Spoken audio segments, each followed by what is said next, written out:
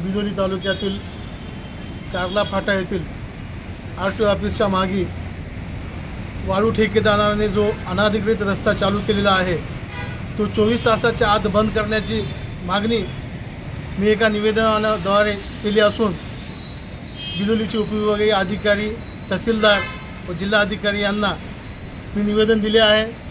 24 तासाच्या आत हा रस्ता बंद करण्यात यावा। या रस्त्याने गंजगाव व येसगे येथील वाळूच्या धक्क्याहून खाजगी वाळूस्थळाहून मोठ्या प्रमाणात ओव्हरलोड वाळूची वाहतूक होत आहे। आरटीओ ऑफिसच्या पाठीमागून हा चोरटा मार्ग रात्रंदिवस वाळूची वाहतूक होत आहे या मार्गाने। त्यामुळे प्रशासनाचे लाखोचे नुकसान, लाखोचा महसूल बुडत आहे। विनापावती ओव्हरलोड गाड्या या मार्गाने जात आहेत। वारंवार प्रशासनाला मी निवेदन देऊनही व 24 तासाच्या आत हा अनाधिकृत रस्ता बंद करण्याची मागणी करूनही